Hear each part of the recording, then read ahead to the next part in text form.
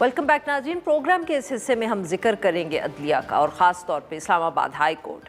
Islamabad high court में हमने पिछले साल एक में जब से ख़ास तौर पे जब से ये कॉन्स्टिट्यूशनल अमेंडमेंट्स हुई हैं बहुत सी तब्दीलियाँ देखी हैं और इन्हीं तब्दीलियों की आज हम कह सकते हैं ताज़ा तरीन कड़ी जो है वो भी सामने आई है। आज जुडिशल कमीशन का एक बहुत अहम इजलास हुआ और उस इजलास में इस्लामाबाद हाई कोर्ट के 3 जज साहिबान जो हैं उनके तबादलों की मंजूरी दे दी गई है।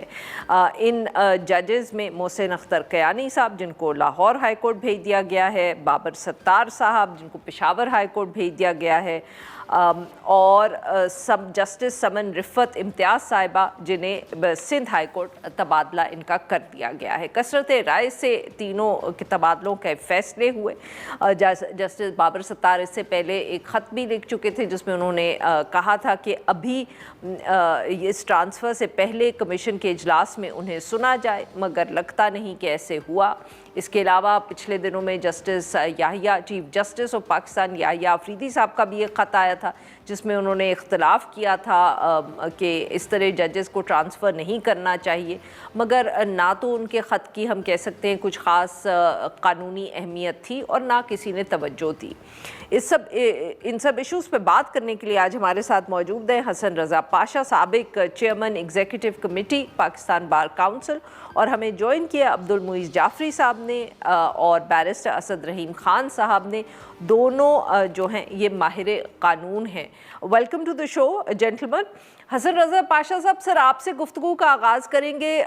सर इजलास आज हुआ, मेरे ख़्याल में हम ये तो नहीं कह सकते कि इस इजलास में कोई ऐसी चौंका देने वाली ख़बर सामने आई है जो हम लोगों को हम एक्सपेक्ट नहीं कर रहे थे। जो रूटीन या जिस किस्म की हम कह सकते हैं अफवाहें हम सुन रहे थे, लगता है कि सर फैसले उसी हवाले से हुए, बट आप इनको किस तरह देख रहे हैं कानूनी तौर पे? Thank you very much Arfa, आपने मुझे मौका फराहम किया।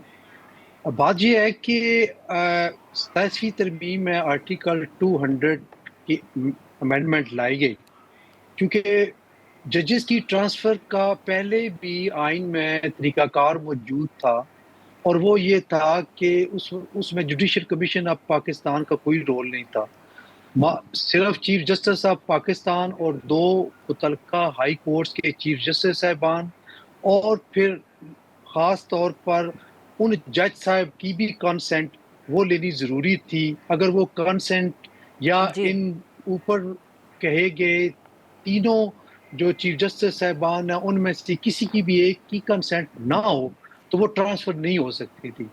लेकिन जैसे कि आपने अपने इंट्रो में फरमाया कि चूँकि अमेंडमेंट तो आ गई और उसके तहत जुडिशल कमीशन ऑफ पाकिस्तान को ये इख्तियार दे दिया गया, तो उसमें जो कंसेंट वाली थी बात वो ख़त्म कर दी, डिलीट कर दी गई और उसमें ये करार पाया कि जब judicial commission of Pakistan by majority किसी जज को एक हाई कोर्ट से दूसरी हाई कोर्ट में ट्रांसफ़र करेगा, तो फिर वो जज साहब जो हैं वो इनकार नहीं कर सकते, और अगर वो इनकार करते हैं तो वो खुद ब खुद रिटायर्ड तस्वर होंगे और उनका मामला जो है वो सुप्रीम जुडिशल काउंसिल भी नहीं भेजा जाएगा और वो रिटायर्ड तस्वर किए जाएंगे।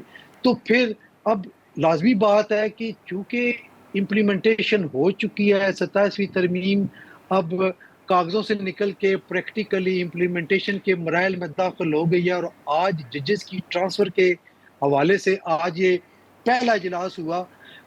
नो डाउट कि इसमें चीफ जस्टिस ऑफ पाकिस्तान ने एक ख़त लिखा और फिर बाद में जस्टिस बाबर सत्तार साहब ने भी ख़त लिखा। अगर उनको सुन भी लिया जाता तो, लेकिन ना सुनना भी, क्योंकि उसमें उनको सुनना ज़रूरी नहीं था कि उनको सुना जाए, मेरा ये ख्याल है, क्योंकि जो अमेंडमेंट हुई है उसमें उनकी कोई कॉन्सेंट या राय लेना ज़रूरी नहीं था। इसलिए मैं समझता हूँ कि ये कॉन्स्टिट्यूशन की अमेंडमेंट की implementation in letter and spirit हो गई है।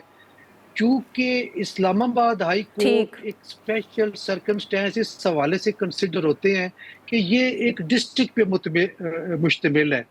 पहले ये पिंडी डिवीजन का एक डिस्ट्रिक्ट होता था, आज उसकी अहमियत ہائی کورٹ کا بینچ بننے کی وجہ سے کچھ زیادہ ہو گئی ہے، تو اس لیے یقینی طور پہ ججز کا وہاں رہنا جمود کی صورت بن جاتا ہے، جبکہ باقی جو ہائی کورٹس ہیں ان کے مختلف بینچز ہیں، وہاں پہ ججز کو ٹرانسفر کر دیا گاٹ جاتا اٹ تھا۔ سر.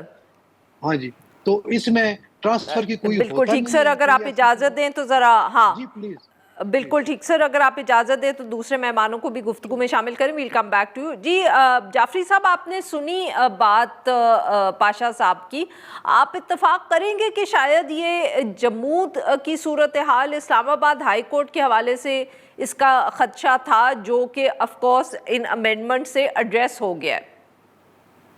دیکھیں جی، 6 ہائی کورٹ کے ججز نے، اسی اسلام آباد ہائی کورٹ کے ججز نے جن میں سے 3 آج چاپنگ بلاک پہ تھے، انہوں نے ایک خط لکھا کہ ہمارے کام کے اندر ایگزیکیوٹیو مداخلت کرتی ہے. ایگزیکیوٹیو جو ہے وہ، میں اس لیے کہہ رہا ہوں اس لیے کہ ہم اس وقت ٹی وی پہ ایئر ہونے کی کوشش کریں گے.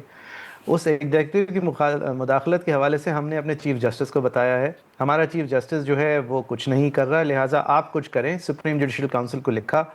ایک چیف جسٹس نے اس بال کو حکومت کی کورٹ میں واپس پھینکنے کی کوشش کی. ایک اپرور ہوا جس کی وجہ سے اس کو پھر کورٹ کے اندر لگانے کی بات ہوئی. کبھی وہ پروسیس آگے نہیں بڑھا.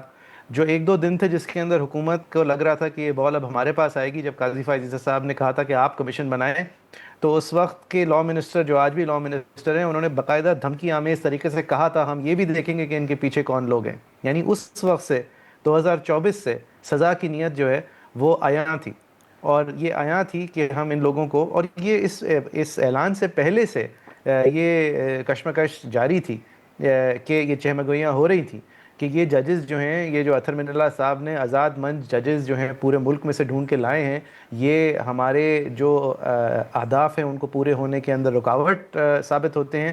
یہ اپنی ضرورت سے زیادہ آزادی کا اظہار کر رہے ہیں. یہ executive capture of the state کے اندر ایک ایسی رکاوٹ ہیں جس کے حوالے سے کچھ کرنا پڑے گا. ان ججز کے خلاف ذاتی طور پہ سلینڈر کیمپینز ہوئیں. ان میں سے ایک جو اب ان کے ساتھ نہیں ہیں، جو اب اچھے ہو گئے ہیں ریاست کے لیے، ان کے والدین کو ان کے گھر کے سامنے لا کے ان کے والد کو کھڑا کر دیا ایک دوسرے پروونس سے. یہ ساری ان کے اپنا کہنا ہے، یہ میں اپنی طرف سے نہیں کہہ رہا. ایک جج صاحب کی فیملی کی تصاویریں جو ہیں وہ شائع کی، یہ کہتے ہوئے کہ شاید وہ کسی اور ملک کے ایجنٹ ہیں، ذاتی ان کی انفارمیشن لیک کی گئی. ایک جج صاحب کے کمرے میں سے کیمراز نکلے، وہ آج ٹرانسفر اس لیے نہیں ہو رہے، اس لیے ان کو تو جج کی ہستی سے ہی ہٹا دیا گیا ہے، اور جس طرح ہٹا دیا گیا ہے وہ بھی آپ کے سامنے آیا ہے. یہ سب کچھ ہوا، اور آج ایک ٹرانسفر کے عذر پر، جس ٹرانسفر کے اندر بابا ستار صاحب کی حد تک کم از کم نہ جج راضی، نہ وہ ہائی کورٹ کا چیف جسٹس راضی جس کے پاس ان کو ٹرانسفر کیا جا رہا ہے، اور بغیر کسی وجہ کے، بغیر کسی ریزن کے آپ نے ان کو ٹرانسفر جو ہے ان کا آپ نے صادر فرما دیا حکم. کس بیسس پہ ایک کمشنر کو اگر اس کے عہدے سے ہٹایا جاتا ہے تو اس کے ریزنز افورڈ کیے جاتے ہیں، کس وجہ سے، کیا، کیوں، کس طرح آپ کسی کو ٹرانسفر کر رہے ہیں. لیکن ایک جج صاحب کے لیے یہ اب ضروری نہیں ہے.